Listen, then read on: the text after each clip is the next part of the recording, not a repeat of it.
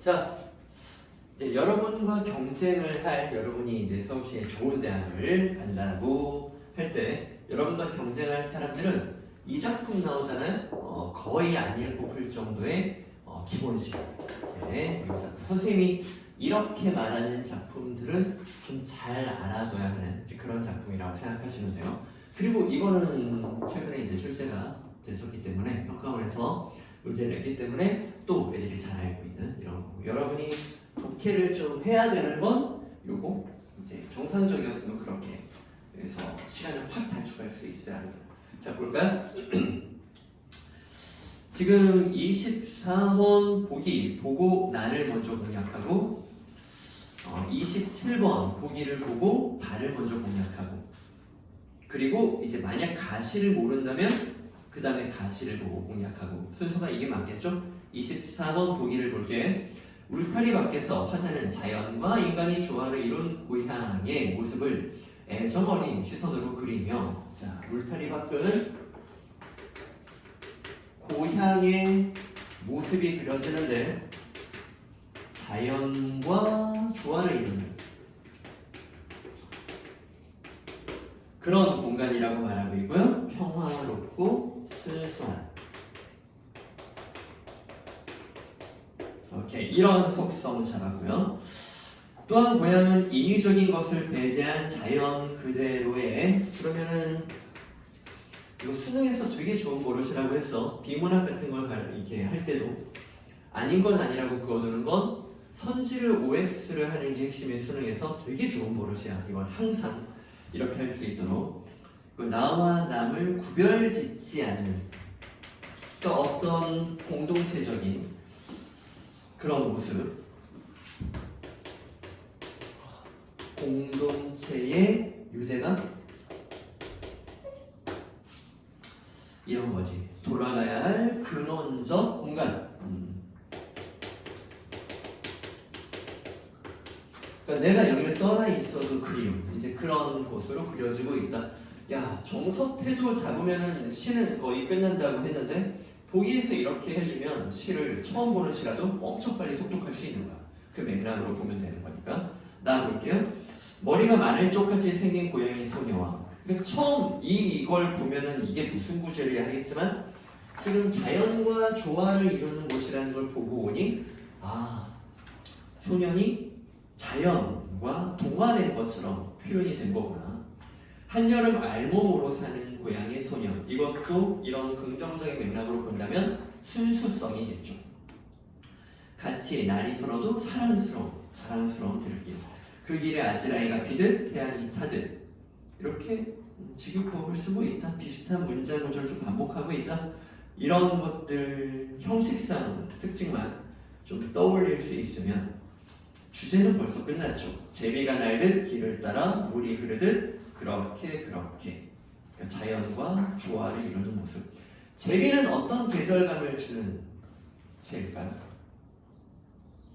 보통 봄, 얘가 가을에 떠나니까 홍구전에도 나오지만, 그러니까 그런 따뜻하고 아름다운 그런 계절감을 주고 있고요. 천연희라는 말은 자연 그대로, 이런 말이잖아요. 울타리 밖에도 화초를 심는 말, 그러니까 울타리 안도 화초, 울타리 밖도 화초. 그 마을과 자연이 이렇게 하나가 되어 있는 거예요. 오래오래 잔광이 부신 마을이 있다. 밤이면 더 많이 별이 뜨는 마을이 있다. 이것도 자연과 조화를 이루는, 그리고 별 하면 좀 희망적인 그런 긍정적인 느낌.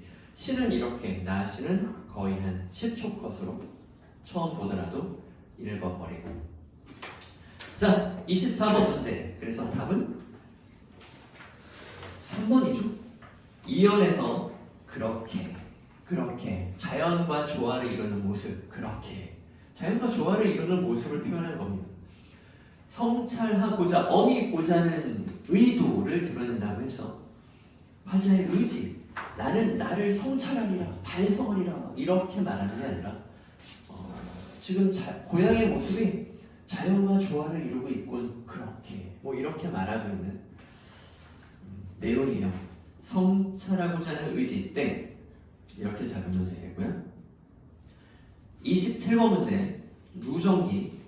누각이나 정자 등을 제재, 주요 소재로 하여 창작된 문학 양식. 누정기가 창작되기 위해서는 대상이 되는 건축물을 지어놓고 그로 인해 어떤 정서와 태도를 표현하고 있다. 건축물의 주인, 해석의 주체로서의 저자가 필요하다. 뭐 선생님이 보기를 볼 때 작품 소화 그리고 독특한 개념 공식 여기에 주목하라고 했잖아. 사실 27번 보기에서 여러분이 그렇게 건질만한 내용이 없어요. 건축물에 대해서 쓴 작품이다. 이거밖에는 뭐 건질 게 별로 없네요. 자, 그리고 이제 다작품을 들어가야 되는데 우리 겨울 때부터 좀 많이 가르쳤던 조선시대 선비들, 사대부들의 모순된 지향이라는 거 기억해요? 조선시대 사대부들, 선비들의 모순된 지향. 그러니까 유교적이고 도교적인 걸 동시에 추구하는 그런 면모에 대해서 말을 했습니다. 선생님이 세속적인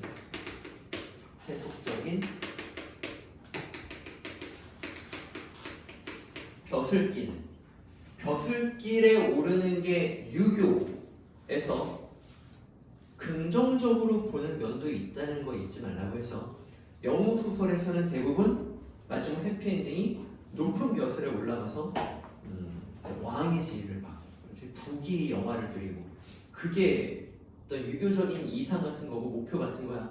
아까 옥수선전에서도 그 남주와 여주가 추구하는 게 그 장원급제하는 그걸 추구하는 거였잖아. 벼슬길에 긍정적인 면도 있는데 벼슬길을 긍정으로 보는 것은 임금한테 충성을 다할 수 있다. 그 높은 벼슬길에 올라가는 게 부모한테 효를 다하는 거기도 하다. 그 임금한테 어떤 절개를 지키는 게 어떤 고결한 지식인의 의무를 다하는 것이다. 이렇게 해서 백성을 보살피는 것, 애민정신 이런 것들을 보이는 게 벼슬길에 올라 나라를 좀 잘 이끌어 나가야 되는 귀족으로서의 의무 같은 거다. 이게 긍정적인 면이고. 자, 근데 고전 시가 같은 데서 부정적으로 잘 나온다고 했어요. 이 세속적인 벼슬길이 부정적으로 쓰이는 건 탐욕. 높은 벼슬에 올라가면 분명히 부귀, 공명이 따라오는데 그게 따라오는 게 아니라 그것만 추구하고 그걸 위해 남을 모함하고 다투고 이건 되게 천박한 거라고 했어요. 그래서 아우 이런 더러운 세상을 싫어 이제 이렇게 말하는. 그래서 이런 부정적인 먼지나는 세상을 홍진, 진세 이렇게 말하면서 부정적으로 보는 입장이 있다고 했고. 자, 그래서 이런 것과 대조가 되어서 긍정적인 거 말고요. 여기 부정적인 세속과 대조가 되어서 욕심이 없는 무욕. 무심이라는 말이 욕심이 없다는 뜻도 있다고 해서 탈속적 은둔을 추구, 안빈낙도, 자연 속에 은둔해서 한가로운 정서를 노래하는 강호한정, 이런 것들을 추구하는 건 되게 소박한 삶을 좋아하는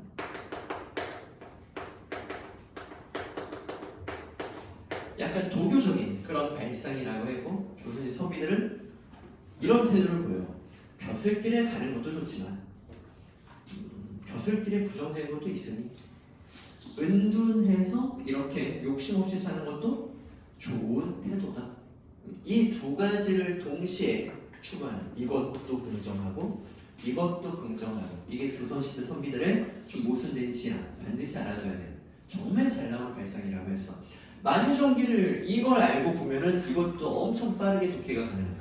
이거 볼 때 좀 버벅버벅했던 사람들은 오늘 요 지식을 다시 한번 곱씹어야 합니다. 이거 지금까지도 엄청 했어. 자, 한다음 다 좀 읽어볼게요. 휴식에 이름과 늦음이 있겠는가? 휴식에 어찌 이름과 늦음이 있으려면 오직 마음의 휴식과 몸의 휴식이 같지 않을 뿐이다. 천성대로 유유자적하며 몸 밖의 것을 부러워함이 없고, 그러니까 몸 밖의 것을 부러워한다는 게 이거인 거야. 물질적인 욕심이 있는 것을 말하는 거지. 그치? 물질적 풍요를 추구하고, 이게 선비들은 이런 걸 되게 부끄러워해요. 그러니까 그러지 말고 유유자적하고 사는 게 좋은 건데, 그 여기서부터 이제 정상적인 사람은 독해가 빨라졌겠죠. 이제 처음 보는 작품이라도 안으로 허물이 없는 것을, 그러니까 어떤 선한 삶. 그래서 보통 자연 속에서 허물이나 없고자 뭐 이러면서 책 보면서 사는 즐거움, 이런 걸 노래하는 게 고전 시가에 엄청 많이 나오잖아요. 이런 것을 마음의 휴식이라고 하고,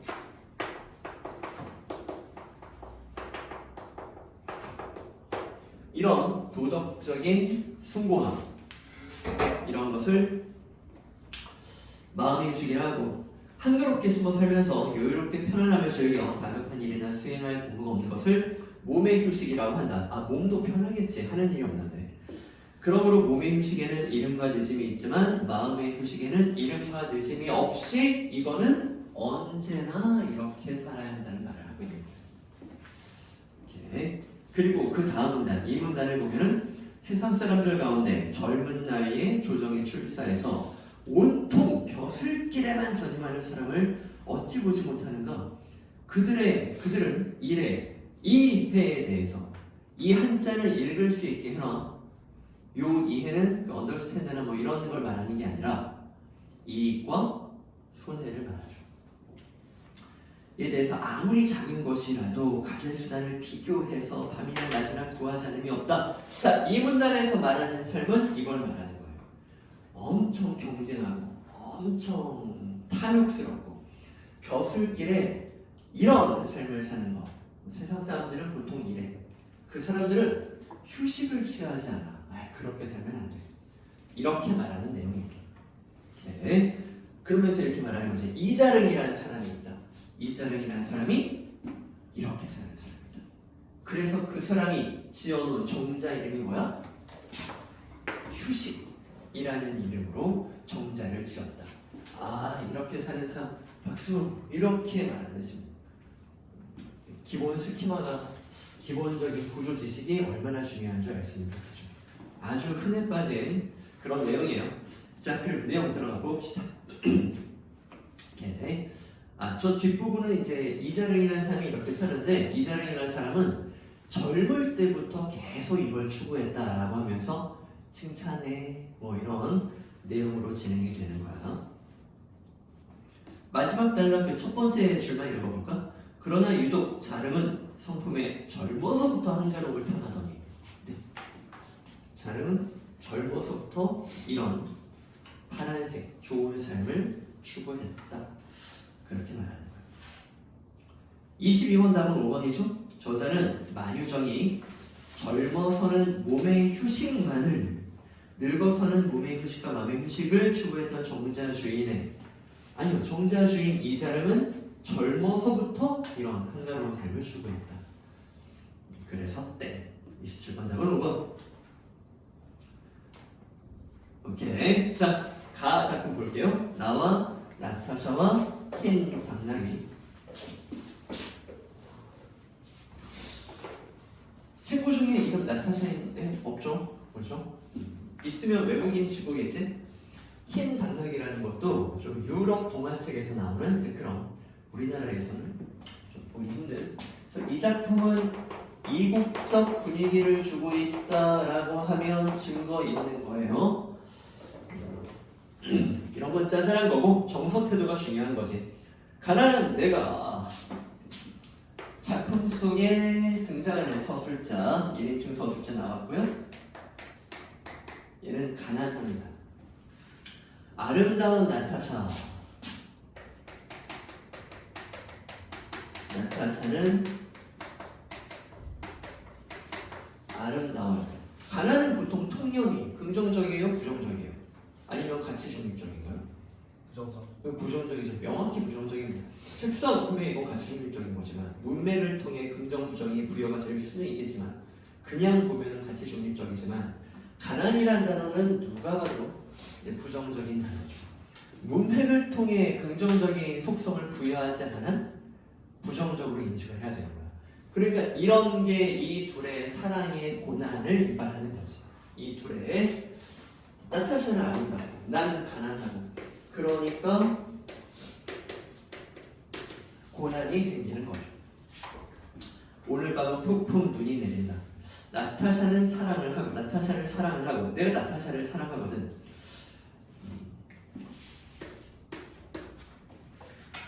눈은 푹푹 날리고 나는 혼자 쓸쓸히 앉아 소주를 마신다. 내적 고뇌를 보여주는 대표적인 장면이죠. 소주를 마시며 생각한다. 나타샤와 나는 눈이 푹푹 쌓이는 밤 흰 당나귀를 타고 산골로 가자. 출출이 우는 깊은 산골로가 마가리에 오두막에 살자. 소박한 집을 지어놓고 살자 이런 말이야. 자, 현실에서는 가난한 나와 나타샤의 아름다운 나타샤와의 사랑이 인정받지 못해요. 그러니까 얘는 산골 낭만적인 도피처로 가자.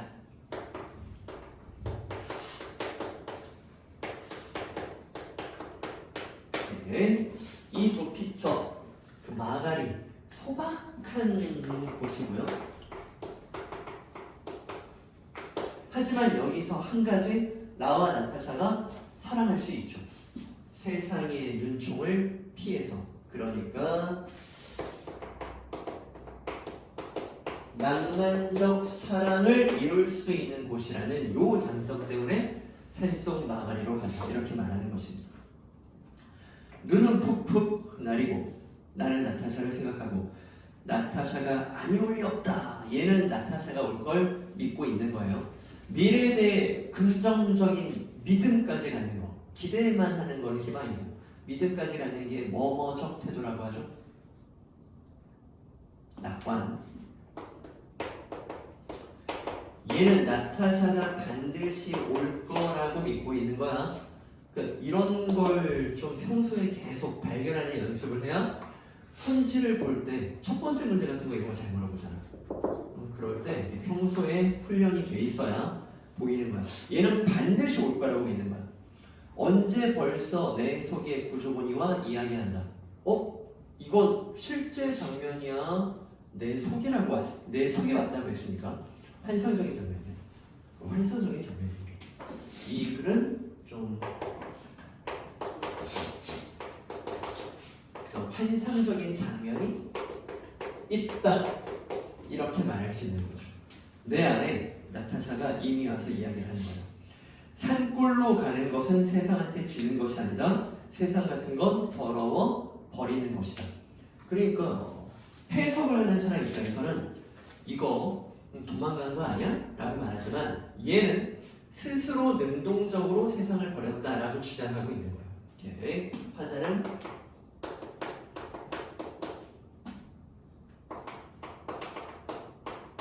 세상을 자신이 능동적으로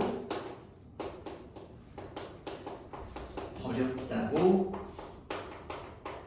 주장을 하고 있는 것입니다. 이렇게 내가 도망치는 거 아니야 라고 화자는 그렇게 태도를 가지고 있죠. 내가 세상을 버린 거야 이렇게 말하고 있어요. 눈은 푹푹 나리고 아름다운 나타샤는 나를 사랑하고 어디서 흰 당나귀도 오늘 밤이 좋아서 응아마 올 것이다. 그럼 마지막은 대단히 긍정적인 장면으로 마무리를 한 거예요. 그래서 여기서의 좀 함정으로 파기 좋은 게 눈이 실현이다 이렇게 함정을 파기가 쉽죠. 근데 여기에서 눈이라고 하는 건 낭만적인 분위기를 형성하는 거지.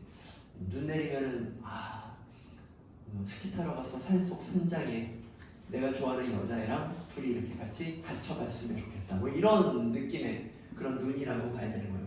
흰 당나귀도 마찬가지예요. 흰 당나귀도 눈도 낭만적인 분위기를 형성하는 이제 그런 소재로 쓰였다는 거죠. 오케이, 외우려고 하면 안 된다. 이해를 해야 돼. 자, 22번 1번 선지 시구. 시구는 시어와 뭐가 달라? 시골 다 여기. 시구는 두 개, 시어 두 개 이상의 세트야. 시어 하나만 있으면 안 돼.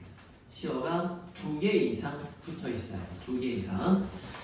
시구의 반복과 변주는 살짝 변해도 괜찮다는 거지. 나타샤를 사랑해서 나타샤를 사랑을 하고 끝. 이렇게 다시 나시도 이렇게 무슨 마을이 있다, 마을이 있다, 끝. 이렇게 22번에 1번 바로 나와야 되고, 이거 2, 3, 4, 5번 실제 시험에서 봤으면 당연히 시간이 부족한 사람이야. 그러면 안 돼. 1번에서 확신을 가져야 돼. 자, 23번 답은 3번이죠. 나시는 예쁜 마을 장면밖에 나온 게 없어요. 회하는, 후회하는 한입니다. 갑자기 여기서 이런 슬픈 내용이 나와. 네. 자, 24번 답은 3번이었고 25번 답은 1번입니다. 오케이. 깊은 산골 A는 화자가 자신이 처한 현실로부터 벗어나고자 선택한 공간. 깊은 산골 마가리로 가자. 100% 맞죠? 그래서 25번도 1번을 보는 순간 2, 3, 4, 5번을 볼 필요 없이 확신이 들어야 되는 선지예요. 이거 끝까지 다 보는 사람들은 수능은 제 시간 안에 못 봐요. 오케이? 그러니까 모든 문제가 이런 게 아니에요. 3분의 1에서 실력이 좋아지면 문제 전체의 절반은 1, 2번에서 확신이 되는 답이 나와요. 맞는 것 같은데 좀 긴가민가 좀 쎄하다. 그럼 5번까지 가야죠. 근데 이런 선지들은 100% 확신을 가져야 합니다. 흠잡을 데가 없잖아요. 26번 답은 3번 당나귀한테 의존한다니. 이렇게 가난한 자신과 상반된 상황에 있는 당나귀. 그 당나귀는 부자야. 그치? 딴지 벌 것도 참 많이 있네요. 이렇게 문학은 확실하게 답이 나오는 게 참 많습니다. 자, 질문 됐나?